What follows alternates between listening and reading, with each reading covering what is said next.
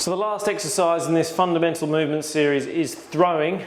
So this is just a throwing routine that you can practice, and it's not going to, because you're not actually propelling anything forward like with a ball or anything, you're not going to hurt yourself. But I strongly recommend that you don't practice throwing with an actual ball just yet. Try and get the symmetry of your movements down, get the proper range of motion before you actually start throwing a ball, because maybe not so bad on your good hand, but if you start doing it with your wrong hand and you're just practicing without really understanding what you're doing with your body, then you're going to hurt your shoulder. It's almost a guarantee, particularly as you get to like my age, 40 plus. It's pretty much a guarantee you're going to have shoulder problems if you practice this without really getting to grips with the accuracy of the movement. So I'm going to take you through the throwing motion. I don't really expect you to follow it at this stage. It's quite a complicated movement. It is a lot more complex than going through just the striding. But so I'm going to do this from front on so you can see what's going on from front on, and then I'll do it from side on. So I'll start off with the right hand. We're going to get again in that unilateral position to start off with. That will crop up everywhere. Good postural position, and then I'm going to kind of start where I'm going to finish with the throw. Then I'm going to reciprocate my arms, and they should look fairly symmetrical. So as I come from here, I'm dipping this arm over, which is going to bring my shoulder into internal rotation, and I'm driving up with that other arm at the same time. So driving up, and then as I get back, I swap my hands over. So this time I'm in an internal rotation on this shoulder, and I'm opening this shoulder up with my arms lengthened. Then I'm going to bend, pull through, so down, up like that. Now as you can see here, I'm lengthened here. I'm also rotated, and as I pull through, I'm lengthened over here. So creating length everywhere, across my arms and my chest, across my body, to the lateral lines of my body. I'm also, obviously here I'm bending at the legs as well. I'm creating length on the back line.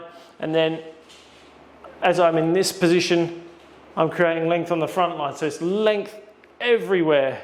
So creating the length and then contracting the muscle off that length. And that's where I can throw a good ball. As you can see, there's also that pivoting going on as well, just like we were doing with the thoracic rotation. So here, pivot onto the back foot, pivot onto the front. And this should look, the movement should look fairly smooth and symmetrical as I go through the motions. It's pretty tough, it's pretty hard going doing that. All right, let's go with the left hand, see how we are with the left hand. So same thing, I'm going to start with that unilateral position, and then I'm going to finish the throw, and then start from there, length. And then I'm just shifting my weight as I throw. And hopefully that looks fairly smooth, and my movements they look connected in the camera there. I'll do one more set from front on. Yeah, I'm not really expecting you to copy this one, but it's really something, this starts to become a bit more instinctual. This is very, very hard to teach.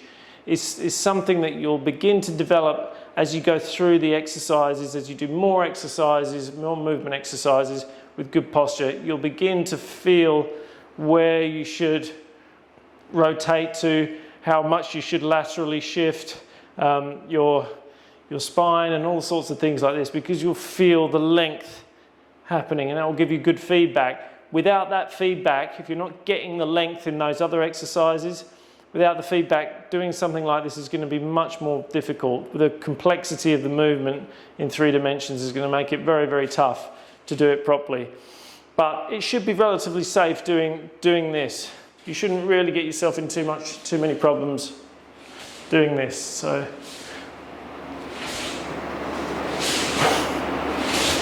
again, we're just shifting the weight, pivoting,